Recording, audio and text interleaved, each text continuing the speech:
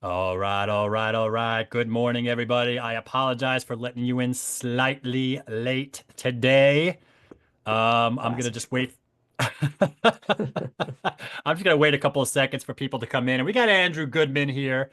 Um, and we're gonna talk appraisals, guys. Before we count down and we start this show, um, I got a couple of questions here that we're gonna start out with Andrew, guys. But this is not about our questions. This is about your questions, guys. This is called Ask the Appraiser. I really hope you guys will submit your questions in the chat or the Q&A or whatever it is on this thing. John is going to be looking out. If you don't ask those questions, we're not going to be able to ask Andrew. So don't hold back. Put the questions in, and we'll start with broad questions here until we get some of your questions to ask Andrew. Does that make sense? Sounds good to me. All right. I've been 3 decades of amassing all this intelligence, and it's my pleasure to share it with the audience and ask away. And I'm a Rock sponge for on. this information. I will share it all. How long you been in the industry, Andrew, real quick? Since 27? 1996, believe it or not. So that's Oh my almost God. coming up on 30 years. Wow. It's Yeah. crazy. You're a young man. Yeah, I Yeah. started when I was 5, now. All right, let's do a countdown and let's begin. Uh, 3, 2, 1. Hello, everybody. Thank you guys for joining us today. I am Noah Rosenblatt. That is John Walkup. We are with UrbanDigs, and that right there is Andrew Goodman of Gotham Valuation. 28 years now in the industry, almost 30 years. Knows his stuff, knows every single building that's out there, guys. And we're going to talk about appraisal stuff. All right, so you guys put your questions in there. Andrew, I want to start high level just Let's do it. first, and then we'll go granular. But tell me what's going on in the appraisal industry, regulatory changes, anything that's critical that maybe agents need to kind of know about. And let's just start there. Yeah, so over the last 3 decades, it's become a very different profession.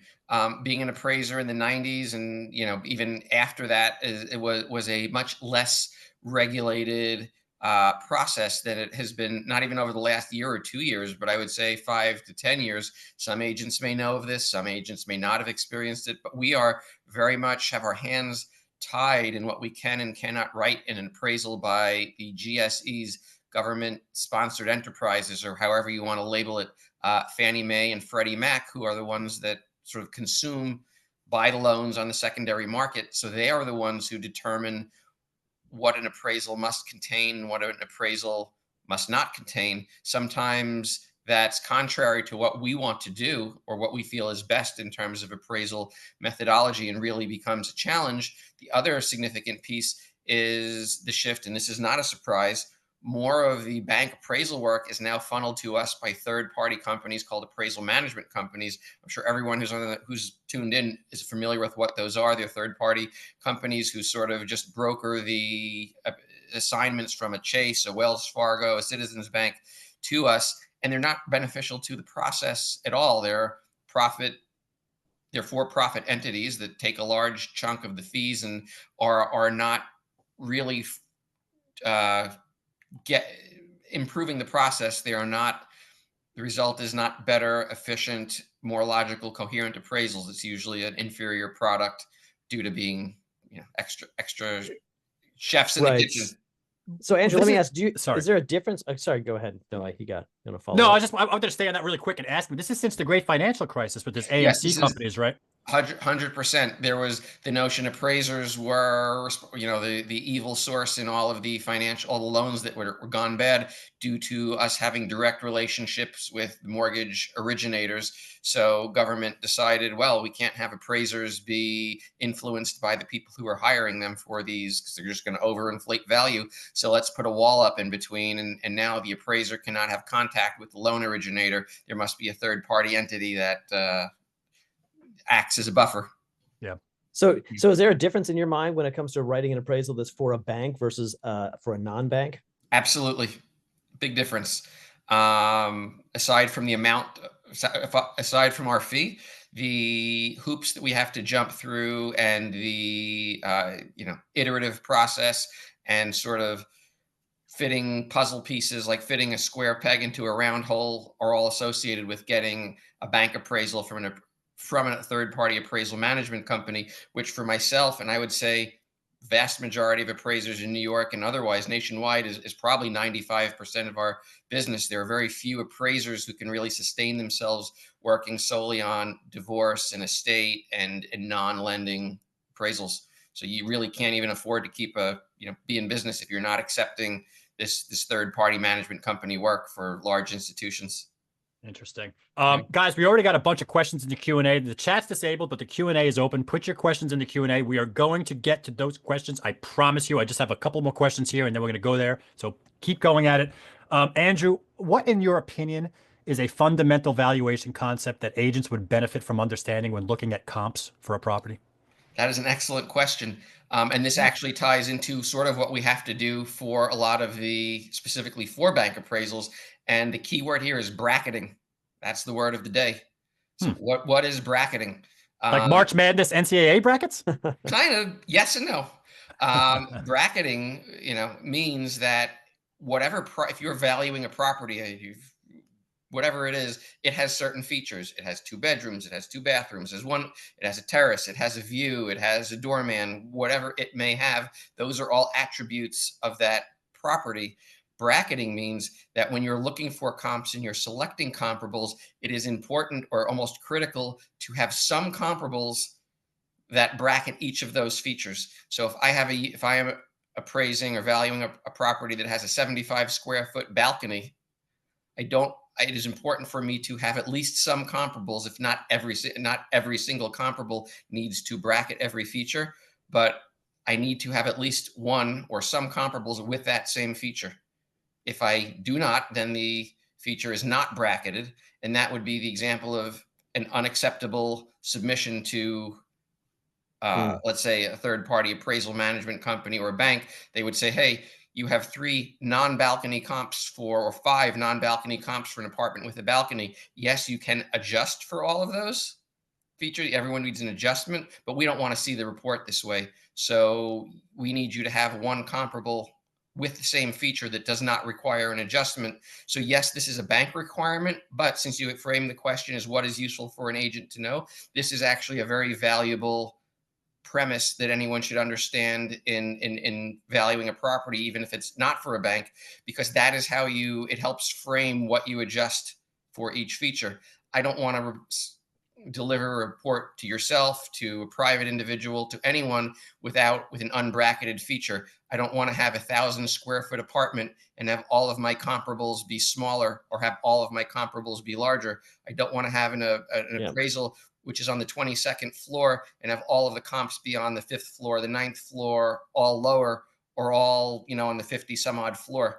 Now you may ask, well, what if your apartment's on the 22nd floor and the highest comp you have is on the 21st floor? Is this a horrible, catastrophic, unbracketed situation? The answer is no. Like, honestly, there may be a case where the difference is nominal or it may be insignificant, but on a broader conceptual level, it's important to think of each salient feature of the apartment and having some comparable, if at all possible, with that same feature. It sort of ensures that you're going to be in the right ballpark. Bracketing, I love it. It makes a whole lot of sense, and I understand that. I think a lot of agents will probably email you or share with you some comps as they go through the process. So it's helpful to know, like, hey, these things share these attributes. Andrew, I want to get to the questions. We're going to basically read these off in order. It really is first come, first serve. We got some good ones here. So I'm going to start with the first one. When sent by a bank to appraise an apartment, are you told about where it should be appraised at what value? So that's an interesting question. We are not instructed as to where it should be appraised at. However, if it's a purchase transaction, we are provided with the purchase contract in advance. As a matter of fact, we are not able to submit the appraisal back without having reviewed the purchase contract. And there is a button or a box on the form itself that we must check to say, I have reviewed the purchase contract. So if I know what the purchase contract is, I know what the purchase price is. And for me to say that is not in any way, shape, or form a consideration would be a bold-faced lie. Like, I'm not, so if I know that the apartment is under contract for $847,500, I have to know that if I appraise it for $846 or $845, we might have an issue. Like, that's a headache that no one wants to have. So knowing that in advance, I might come up at 847.5 or 850 or some number that sort of makes the transaction happen. Does not mean to say, I'm not saying that we are hitting value as a formality. That's never the case. But as we haven't specifically asked the question, is it, is there a subjectivity in a value conclusion? 100%. So the difference between 845 and 850 might be completely negligible and beyond anyone other than like, a high-tech computer's ability to parse out, let alone a human being. So yes, we're going to choose the figure that works for the deal. Interesting. In a refinance transaction, just to interject, there is no target in advance. We're not told what a homeowner expects or what they need or what is sought after. I love it. I want to follow up because I mean, I think you make a great point, right? There's a meeting of the minds. You have a buyer and a seller. They agree on a price in the open market. And I can understand there's a subjective level there. At what point though, is your number too far away to sort of just, understand that there's a little bit of variability? Is it 10%, 15%? At what point are you It's like, not you know an what, I exact can't? number. It's different in every case. And that does happen. I would say, I can't say to what percentage of the time it happens, but every month there are probably 2 or 3 deals that we just can't support, so just can't substantiate. A lot of times it has to do, again, with the GSE requirements of using data points within a specific building. So if you're trading at a certain amount higher than existing sales in a building, there might just be a mathematical limit to how much we can process and adjust them to get them to the contract price. It isn't an exact percentage all the time, but it does happen. Interesting. Yeah. All right, rolling on here. Andrew, what is the discount for unrenovated units currently, and what is the discount for a 10-year renovation in great condition? Yeah, that again, if you ask any appraiser a specific question like that, the answer will be it depends. There is no exact number or percentage. I know that's not, I'm not trying to not be helpful, but that delta is growing. I've seen it increase quite a bit, and it would vary if it's a studio apartment or a 8-room apartment. Varies if it's the type of building. Like if we're talking about a Park Avenue or a Fifth Avenue or in a prestigious white glove building where doing work becomes more of a headache than anyone wants to undertake, that delta might be enormous. So it is going to vary building by building and by the amount of work required. I would usually start with the construction cost and then add on, what I like to think about as an entrepreneurial factor or headache factor. So if I think a renovation is going to cost $1 million out of pocket, maybe there's a 30%, maybe there's a $300,000 additional discount for whoever's undertaking that renovation to like lose a year of their life or use, in terms of, or have to work with their partner or spouse in picking out kitchen tiles, and maybe they don't want to be divorced. So like maybe I've been down that road. Adding a little levity to the don't take me seriously there too much, but so it's not just the cost of the improvements. It's that's why that delta is growing, and also construction costs have increased a lot. Lumber and materials and contractors doing work in 2025 is just incredibly difficult and expensive.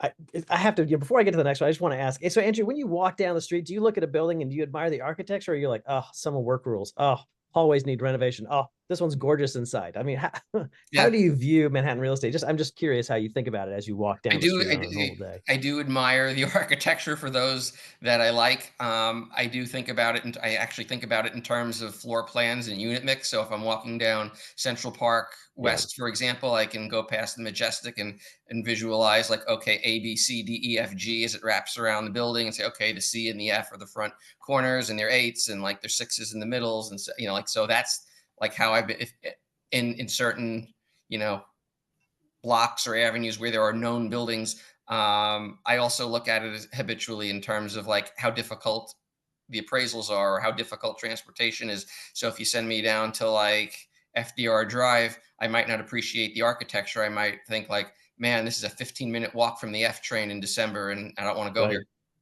Right. Okay. Back to our regularly scheduled program. Is it standard for a first-time buyer that sorry, let me start over. Is it standard that a first-time home buyer homes always appraise for less than the actual value? And if yes, why? Not at all. That seems counterintuitive. I've never encountered first-time home buyers' homes appraising low for any particular reason. Interesting. No rhyme or reason to that would happen. What is the typical price discount for a first floor, one bedroom apartment? The apartment I am bringing to market is elevated and raised off an elegant lobby in a top full service Upper West Side co-op. Okay, so that's the type of question which I would be happy to. I can opine a little bit, but whoever has the question can certainly contact me directly for more specifics. It really depends a lot on the quality of light and how much it's impacted. Again, it sounded that it's raised off the lobby. I believe that's what it said. I don't see the question Yeah. anymore, but I believe, yeah. Yeah. I've done a lot of first floor units recently, and that feels like it could be in the 5 to 10% range. Just throwing out numbers to be of some help, but it really depends upon how much it's impacted, where it is in the building. Does it face front? Does it face the back? Are the windows the same size as the units above? How much foot? I guess how much foot traffic is in the lobby. Generally we do a certain dollar amount per floor, from 2 to 3, from 3 to 4, from 5 to 10, but the incremental difference from 1 to 2 or 1 to anything else is usually 9 times out of 10 significantly larger. I think it Right. could be in the 5 to 10% range. Interesting. Yeah. It's really interesting. Okay, next. Does adding a roof deck to a pre-war co-op impact the value of the apartments in the building? I guess the question is, does it impact the other apartments in the That's what building? I think. Like if you The add a roof value, deck to a building, does if that you add a roof deck to a building, does the value of the apartments in the building go up?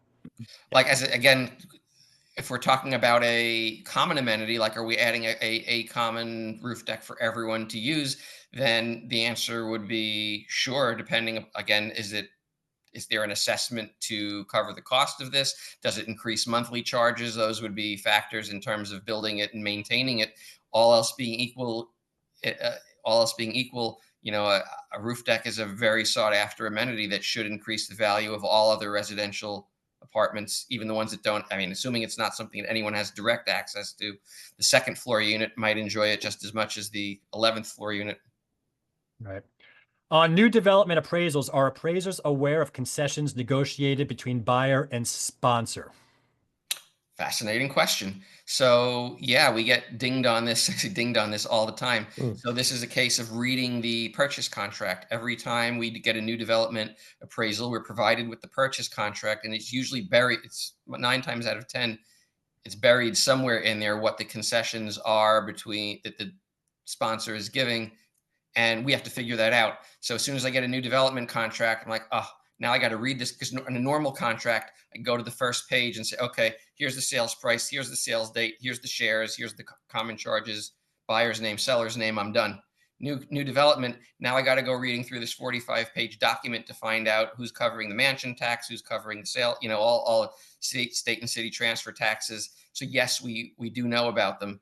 What's fascinating, the question that wasn't asked, but that I'd like to discuss, is that if you think about it, every sale that happens in a new development building is usually subject to the same concessions, right? If I'm appraising 8C and it's got $68,000 worth of sales concessions, most likely every other sale in that building has some degree of similar concessions, but there's no way for us to know. So I'm looking at a comp and seeing a recorded price of $2 million. I have no way of knowing if that was $2 million because the purchaser received $187,000 worth of credits back or not. Yeah, So it it's super really has the opaque. potential to skew valuations from where the market perception is. It's just random that way. Yeah. Okay. Here, moving on. 2 questions here. What is your preferred method for valuing terraces? We always love outdoor value questions. And do you adjust for renovations on a price per square foot basis or absolute dollar amounts? Both. That's a great question. I do it both ways when I find it to be most relevant. It also depends upon the quality of data I have. Sometimes I know what a renovation is. I can go in and someone has told me this renovation cost $900,000. So I can translate that. Okay, it's a 1,500 square foot unit. It's X dollars per square foot and adjust at that rate or use it as a basis. Sometimes a renovation is more vague or it's older, and I might pull a number out of a hat and say, okay, this is a 1 bedroom apartment. My intuition is that this renovation is worth $100,000. So I'll ballpark or just pull a figure out. I think usually the more expensive and specific, like if a whole townhouse is getting gut renovated and it's, $1,500 a foot times 7,000 square feet, use it. I want to have a level of precision because there's so much potential for me to be off if I just pull a number out of a hat. So I will look at a per square foot factor more. Okay. This is, I guess, kind of similar to the outdoor question. I guess we can call it a follow-up. I have a 711 square foot 1 bedroom in Williamsburg, prime Williamsburg. It has a 450 square foot garden. Ooh. I priced the outdoor space at 1/2 the price of the interior square footage. Is that a good approach? And this person's also asking, I have a very large storage unit. Does that add any value? The storage unit probably adds some value. It would be difficult for the appraiser to capture in an appraisal, because at the end of the day, if I'm looking at other comparables of, let's say, 700 square foot 1 bedrooms in Williamsburg, I have no way of knowing whether those units did or did not sell with storage units and what anyone paid in addition to them. So I got to be honest, most of the time when anyone mentions storage, I just like erase it from my memory and don't even like, it becomes such an insignificant item in the general, most of the time. Not Right. trying to say this storage unit it's worthless, but it's hard to capture. As far as the outdoor space goes, I would say the 50%, 50 cents on the dollar is a good starting point. It may not be the exact valuation. Sometimes that can result in an overvaluation of the outdoor space. Again, I get it. Prime Williamsburg, very familiar with the area. It would probably depend on exactly which building, other features of the apartment, how much the outdoor space is finished, what kind of view or light, or how it enhances the utility. Again, I'm a open resource, so shoot me an email with any of these specific questions after the fact for anyone who wants the insight, and we can go over them detail by detail. Cool. All right. Andrew, what is your email? You just want to say it out loud. We're going to put it in the Yeah. chat, and So I am not the chat, but I guess the description once we're done. But yeah, A Goodman, that's my name, at GothamValuation.com. great. Okay. Thank you. Okay. Now, next, is it true that appliances are required to be in working order for appraisals? No, I've never once in 28 years tested an appliance to see that it's been in working order. More of a walkthrough kind of thing, I guess. Yeah, not to be cavalier about it, but that's not some. I can't speak for every appraiser. There certainly may be people who are trained to turn on the stove and see if it's working, and turn on the refrigerator and see if it's cold, or see if the heat produces anywhere. But that is not something I do, and I think it is well beyond the scope of work to confirm what is functional or not functional. We're not engineers, we're not home inspectors. I will, as a follow-up answer, say that usually from an underwriting perspective, if this is for a bank appraisal, there are certain requirements they will have for appliances to be in place versus working. I did new construction appraisal in Brooklyn last month that had everything installed other than the cooktop, which had been like damaged and wasn't there. So it was a 99.9% done, other than not having the cooktop. I had to make a second trip just to photograph a picture of the cooktop being installed, because that's how the bank needed it to be. Okay. I have a brand new condo that has comparables, but the condo does not have a condo questionnaire. Could that be appraised? Absolutely. We used to I love this question, because this is goes back to how the industry has changed. We used to request a questionnaire for every single bank appraisal. I didn't pass go before I requested a questionnaire, and it was a horrible process that took God knows how much time. Like, you're fighting with the management company, the HOA, and then they started charging us money for this. Here, we'll charge you $350 to tell you that there are 10 units in the building. And I can't say if it's a universal phenomenon, but I've now not requested a questionnaire in probably the last 3 or 4 years. I never request a questionnaire. It's not needed. There are ways around it of getting the information from other sources. If I'm going to a brand new condo, All I have to do is either look on Acris or ask the sales office for a copy of the condominium offering plan Schedule A, and I can count all of the units. I can count if I can see if there's commercial space. I can get all the other information that I would otherwise need from a questionnaire from every other source and save the time, the headache, the money, the hassle. Questionnaire is bad. Interesting. All right. How do you handle smaller buildings where comps may be hard to find? Okay, concentric circles. You always start, Yeah. bigger, bigger, bigger. This is a very good question. Sometimes, and it's not just with smaller buildings. Sometimes it's a big building that has a really unique just an odd space, a 3-room apartment in a building that has only 8-room apartments. So Yeah. you have to just keep getting larger. I have to go a little farther away. Maybe I have to find something that's a little less similar. Maybe I have to find in this regard, in that regard. So you just keep branching out until you get what you need. It's a matter of, and then you will comment, okay, I had to use a comparable from 2 miles away because I couldn't find anything closer. The 2-mile away sale was actually the closest one I could find. All right. I love this. I love these questions and answers things. These are fun. great. What are the floor differentials for an apartment in the same building that are in the comparable condition? I guess she's asking, how do you calculate? Yeah. Yeah, it is usually either a dollar amount or a percentage, and it certainly differs depending upon the quality of the building and how much the floor levels, how the view changes. I usually think on a percentage basis, like a fraction of a percent. Like if you think about it, let's say on $1 million property, the per floor could be on average in the $5,000 to $10,000 range in terms of what I'm putting on an appraisal report. This doesn't reflect what necessarily a buyer would perceive, because if you look at pricing in a new, again, this goes back to taking the information from the market. Look at a new development condo where they're actually, you can see how much the prices incrementally change from floor to floor. That's really what the market difference is, but I can't necessarily use that large amount on an appraisal. The math would get too out of whack. So we use a much smaller, I would say like maybe a couple $1,000s on a small apartment up to, like, if it's let's say you're in Soho and it's a 5-story building and they're $6 million units, that could be $50,000 to $100,000 per floor. Yeah. Yeah. It's so different. Saying that a floor level adjustment is $2,000 per floor on a $10 million apartment would be absurd. No one can even find $2,000 on a $10 million apartment. It's lost in the couch cushions. You guys got to think about the law of diminishing returns when it comes to, per floor in a big building, views and even renovations, guys. Like, you can't just do $25,000 a floor times 25, 30 floors. The market is not going to produce that type of premium. The diminishing return, as that floor gap widens, that per floor multiplier goes down. Same thing with renovations, right? You can't do $1 million renovation in a studio. You're just not going to get it back. Same type of concept. So, cool. Interesting to hear your concept there. Yeah, very valid, very accurate. Go ahead, Johnny.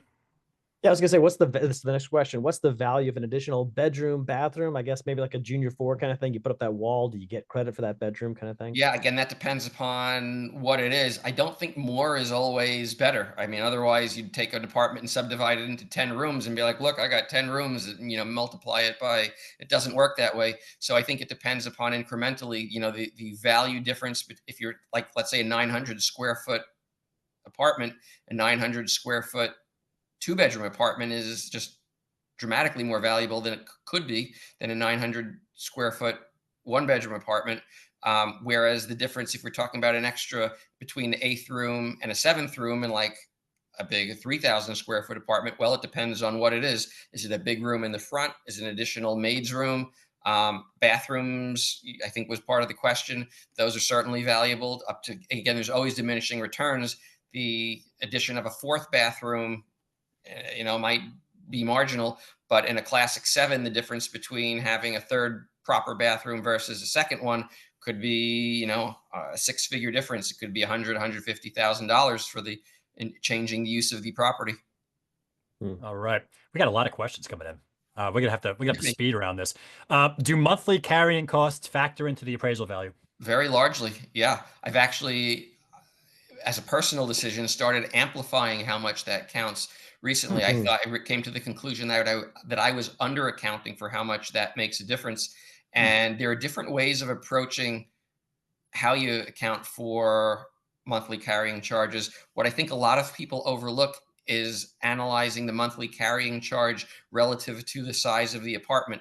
This is a method that how I was instructed and have used it the last 30 years, which is that I like to weight the monthly differences based on square footage and then use a multiplier. I know this is sort of I don't want to get down a rabbit hole, and I can walk through this formula with anyone who wants to do it. But basically, you're not just looking at $1,000 a month versus $1,500 a month in a vacuum. I'm looking at, okay, there's a $500 a month difference, but what is how many extra or fewer square feet am I getting, or amenities am I getting for that monthly charge? And but yes, the answer is it's a big factor. And we usually have to look at a period like, if I'm buying, how long does a typical homeowner hold an apartment?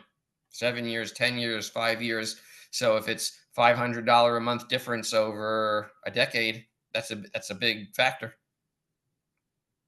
Yeah, I suppose it is, especially as interest rates fluctuate, right? It's probably a different thing when interest rates are at 0 and a different thing when interest rates are at 5%. Good point. Yeah. Going back to that floor multiplier, we have a question: is how do you value views? Is a specific portion or percentage of your analysis allotted to the incredibly views? subjective. And this goes back to a question which I could stand on or a topic that I could stand on a soapbox and scream all day, is that you need a human being to subjectively understand this.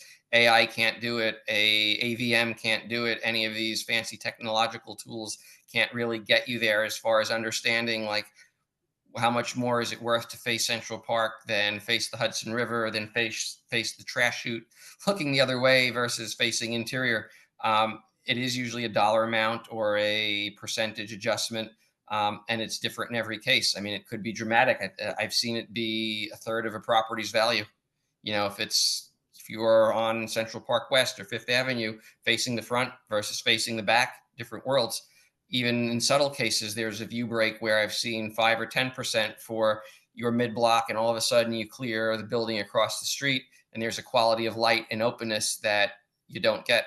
And even especially in low rise, like someone had a question about Williamsburg, the difference between 3 and 4 could be huge.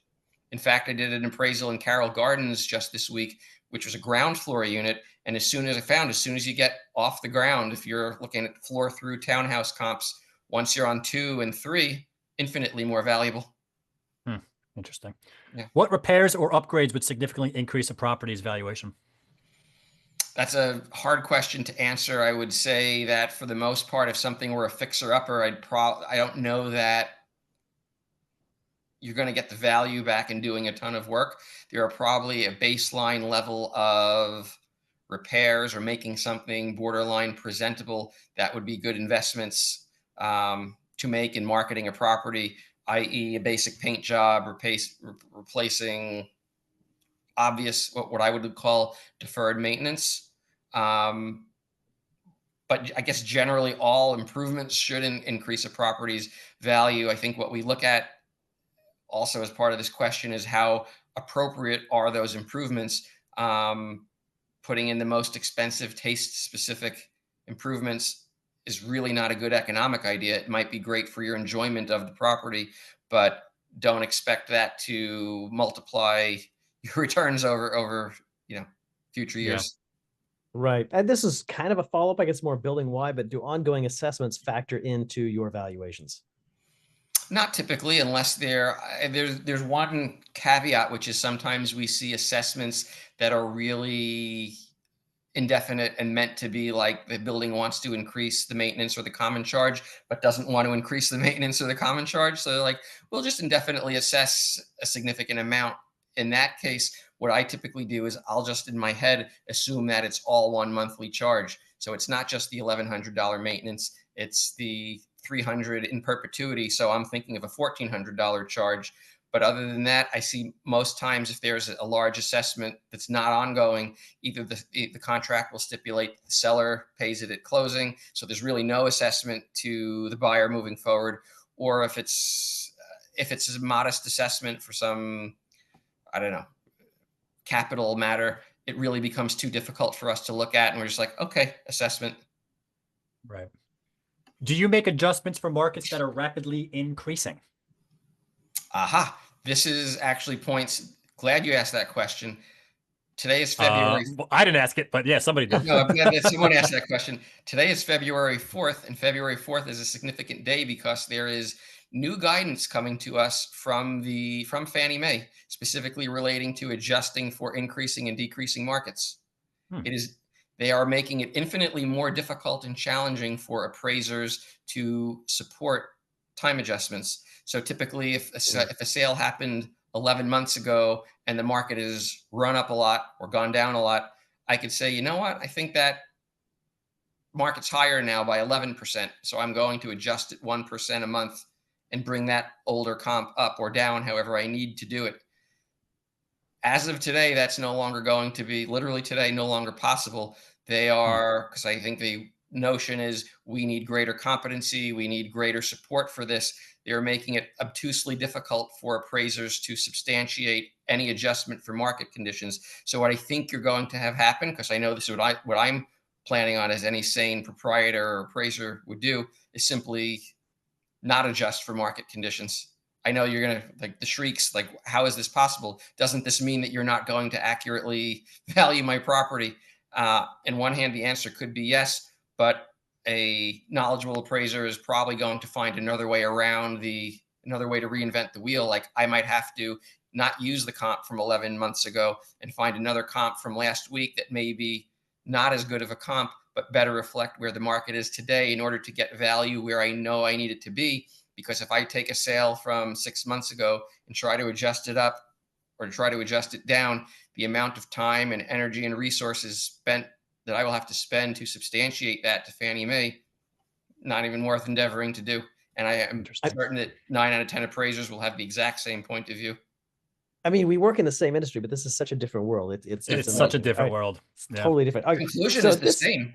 In the ideal world, we both think the property is worth the same amount, $1 million, but what we have to do to get there is very different. Yeah. So this is, it looks like it's part 2 of a 2-parter, but I don't see part 1. So I'll apologize, Javier. I don't see your part 1. It says number 2. Do you take into account the audited financials of co-ops? And if so, how does that affect the value of the property? I don't. I mean, unless I usually request the financials to get information that I would otherwise be getting on a questionnaire for a co-op. It's just easier to get a copy of the financials. But I think unless you have a background in accounting or forensic financial analysis, it's way beyond my scope, professional expertise to say, okay, this financial doesn't look healthy or this financial looks excellent. There is enough, usually when I'm going to a property, whoever the agent that's meeting me there or the homeowner can give me enough color in terms of what's going on with the building financially that to steer me to let me know what I need to know without having to pore over the financial statements. Okay, 2-part question here, Andrew. If I'm selling a renovated unit in a building where none of the comps in that building were renovated, what is the max percentage added value that can be added? Part B, is there a limit in added value that can be allocated for an extremely high-end or design or renovation? The answer is yes. There's always a limit, and there isn't. And as far as percentage, it's hard to say exactly what percent. I think once you get to like the 30-35% range,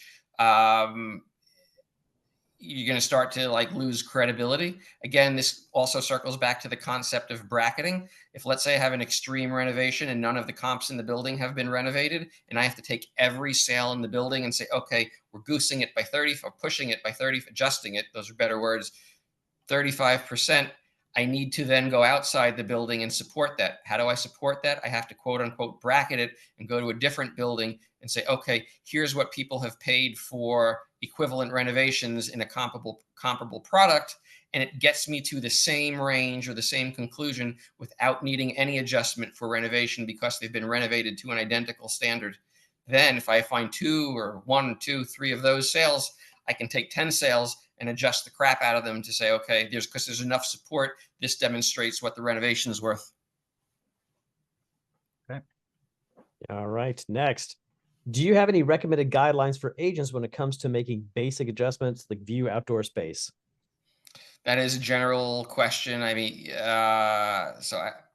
again, with outdoor space, you can start at, probably 20 cents to 50 cents on the dollar relative to interior price, value per square foot, depending upon what it is and what it isn't. If it's a spectacular outdoor space, if it's crappy outdoor space, if it's somewhere in between, that's generally the range. Floor level, again, probably a couple $1,000s per floor on like a smaller apartment, a studio, a one bedroom, something that's not top dollar, up to, probably $20,000 per floor in middle of the market, and maybe above that 25 to 50 if you're in the high end luxury segment. Again, as Noah said, there's definitely diminishing marginal returns, so you're not multiplying that over the entire scope of the whole building. I don't remember what other factors were. No, I think that was it. Okay. Yeah. These are all, this is an art, guys. And it's, the more you do of these, the more you get, the wisdom and the experience of them, and the better you're going to get at doing this kind of stuff. But I mean, Andrew's been doing this for 28 years. So, I mean, he sees things a little differently probably in his seat.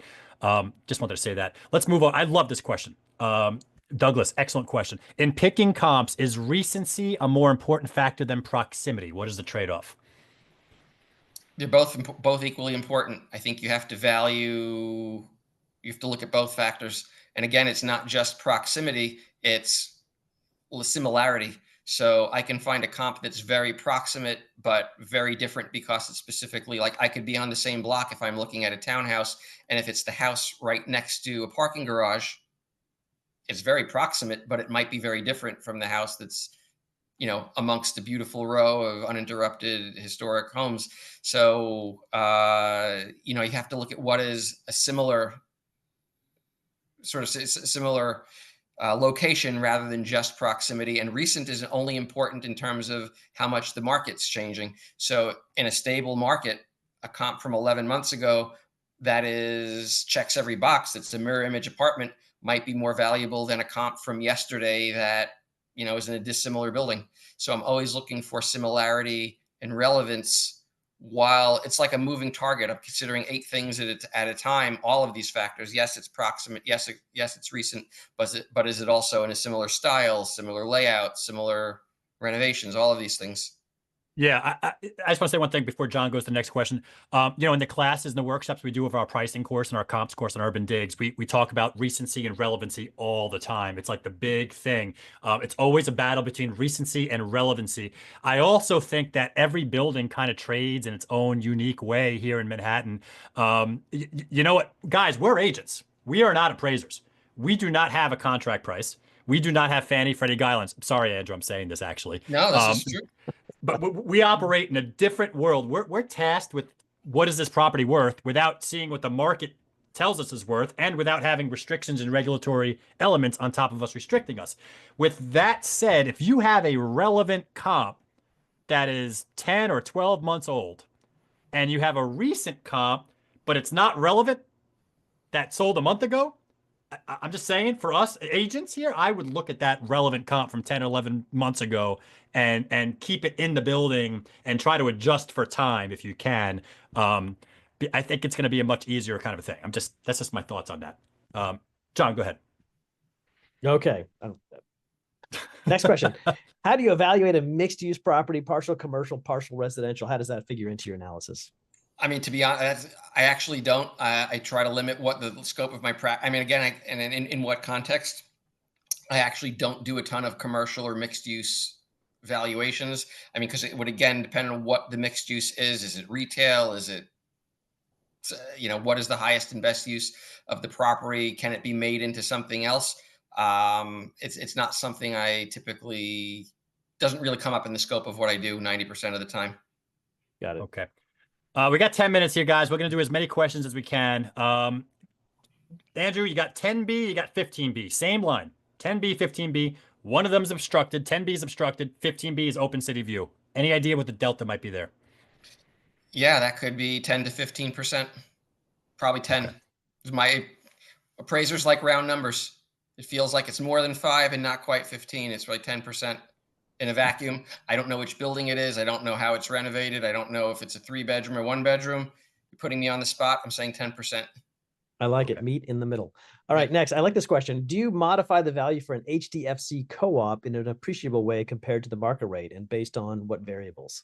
I do a lot of HDFC co-op appraisals, and I don't know that modify is the right word, but there are specific. We have to use only HDFC comparables, and the issue there is there's really there in terms of gauging they're different in terms of their income restrictions and flip taxes, and there really isn't a way to gauge how the market reacts to either of those factors. So if it's 120% of AMI as an income restriction versus 165% of AMI, it's sort of a meaningless thing for me.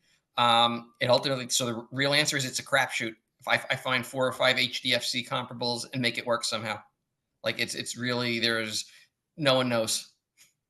Okay. Since you mentioned renovated and unrenovated townhouses, would you use a house that needs a gut renovation to comp a fully renovated townhouse?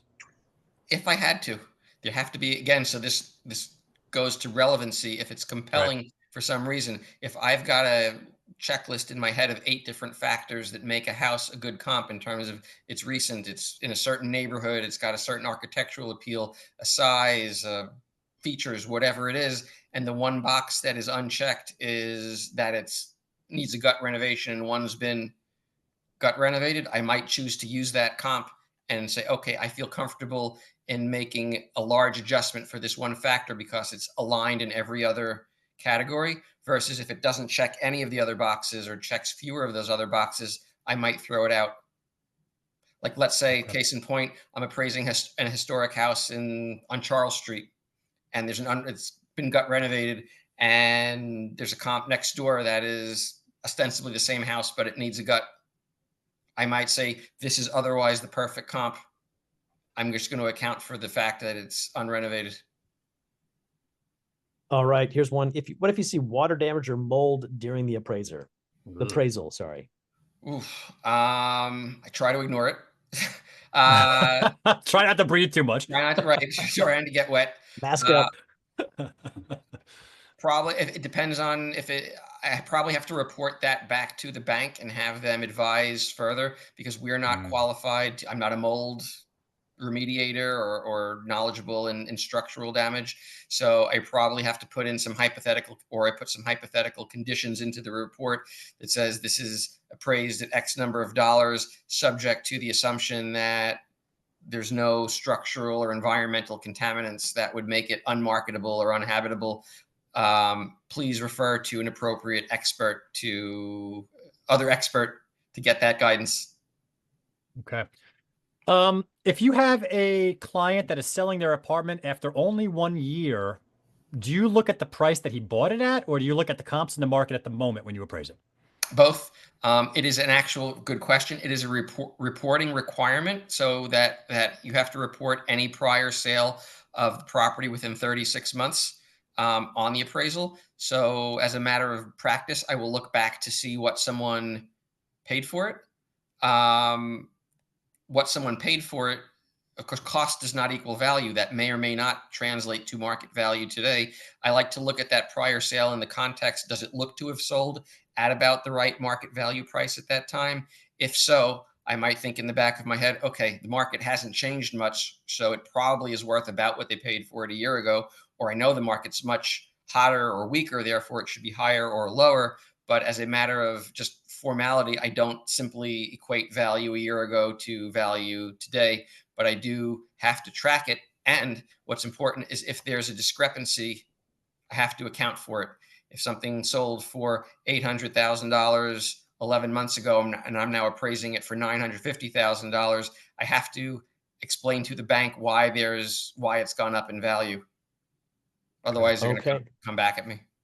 All right, next, when financing, the buyer doesn't have any choice in which appraiser is used by the bank, right? Is contesting a bank appraisal offer favorable outcomes for the purchaser? Usually not. I can't say with certainty 100% of the time. I get very few, if any, requests for what this is called value reconsideration.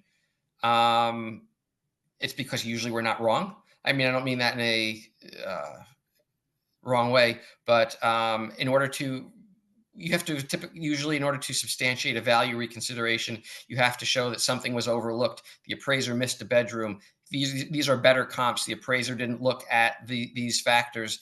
And usually, again, if you have a level of professional competency and experience, you are not overlooking these very basic factors for which a buyer might come back and say, like, if the buyer were to come back and say, I have a view and you've only accounted for it at 5%, and I think that the market value you've underestimated, you know, value of the view, that might get very just easily dismissed, where the appraiser is going to say, yeah, I'm the expert, I'm the state certified appraiser, I'm sorry, I'm not reopening the file for this.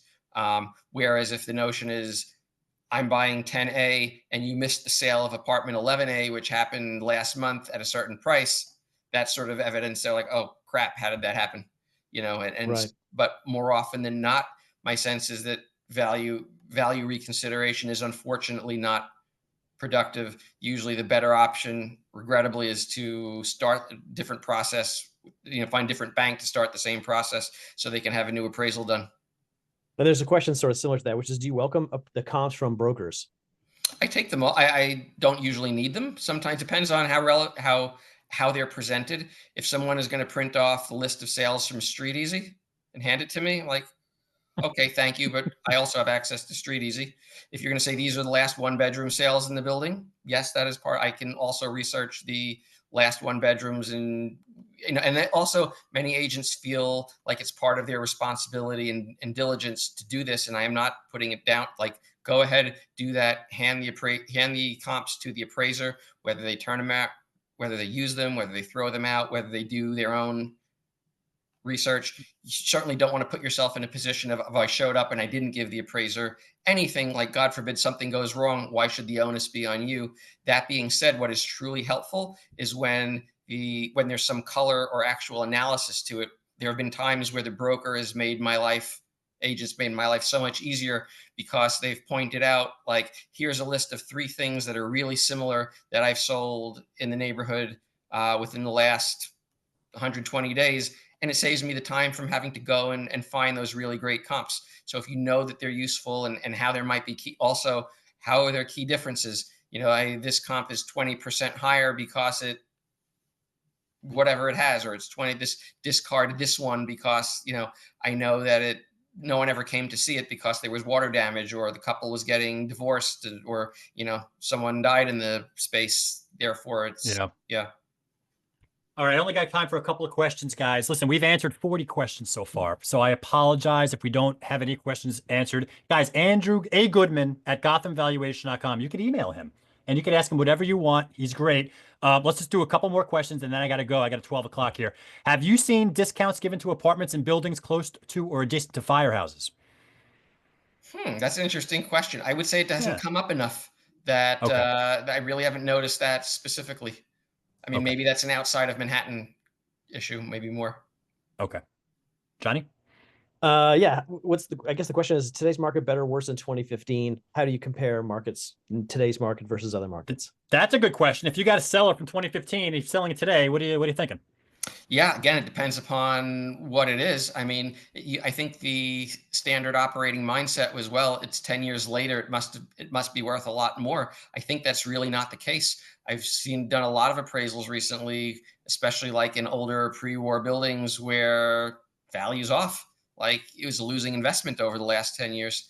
So I don't think there's one generic answer that covers all of Manhattan, or every even property type. You know, you look at new development condos, there are A+ developments, and there are like C- developments, and there are buildings that have not retained any value, you know, that are, you know, and they're buildings that are unique and special and have great character, and, you know, have either maintained value or gone up in value. I think those are a smaller percentage. The ones that have retained value or appreciated are probably now less than the number that are either stagnant or declining. Interesting. All right, last question here, Andrew. You were great, by the way. Is Yeah. there a limit to how far back an appraiser will look if there's a difficult property to comp? How far There, back will you go? there is no limit. Oh, Yeah, that's not infinitely, but yeah, if I need to look 3 at years, 4 years? if need be, Yeah, if it's Okay. a super unique property, if it's the largest, if it's a 15,000 square foot mansion on Fifth Avenue and it's been 5 years since something that really appeals to the same buyer has happened, sure. It can't be the only comp I'll use. I can't say, oh, I'm building a comp with only 4-year-old appraisals, but I'll have to include that 4 or 5-year-old sale to say, to sort of be the anchor point and say everything else that's either much different lower or much different higher is going to be adjusted, but here's my basis point. So you just have you can do anything you want as long as you have a rationale that is supportable and explainable. Awesome. All Awesome, right. awesome, awesome, awesome. I absolutely love it, guys. And listen, I just want to thank you guys. We got over 140 people on here at this call today. I think there's 110 still here. We went a half hour over, but the content has been fantastic. I hope this has been educational. Guys, we're not announcing this, but John and I do advisor reports, kind of like a market climate, temperature of the climate, 10 to 15-page reports. We partnered with Andrew. This is a He fact. provides he provides an appraisal slide in our advisor report. So if you ever want an advisor custom service, it's right over here. I have it on my thing over here, right over there. That arrow's not in a good place, but a custom property valuation with a slide from Andrew as an appraiser element. You're almost getting a 2-for-1 type of thing. You reach out to us. It's a new service we're working on. We've done a lot of them. Agents love it. It helps you close deals. And again, you can see the guy that will be doing the appraisal, right? I'm right If here. not, he's right there. If not, you guys can always reach out to Andrew and ask him anything. Thank you. I think this has been fantastic, a wealth of information, and you know, even tough questions, you know, you didn't answer. Yeah. You answered your way. I don't know the answer. Thank you for being honest. I appreciate that. It's the only way to be. And thank you, Noah and John. This is a great platform. I love interacting with agents. I'm literally going to be at my computer waiting for the emails to come in. So when you have a question, whatever it's about, if it didn't get answered, if you want more clarity, just hit me. I'll do my best to get back to you as soon as I can. Awesome. Thanks, Andrew. I just want to repeat your email address one more time. It's agoodman@gothamvaluation.com. Not So sorry, John. It's Gotham Valuation. There's no E in it. We're not evaluating. I'm just valuing. So GothamValuation.com. Awesome. GothamValuation.com, everybody. Well, thank you, Andrew Goodman from GothamValuation.com. Thank you, John Walkup. I am Noah Rosenblatt. Thank you guys for asking very, very good questions. This is a great resource. We'll put it up right here on the site in previously recorded classes if you want to catch it again. And until then, Andrew, be good, be well. I'll talk to you. I got a few advisor reports I need to reach out to you about, so we'll talk. Thanks, guys. Okay? Thanks, guys. Take it easy, everybody.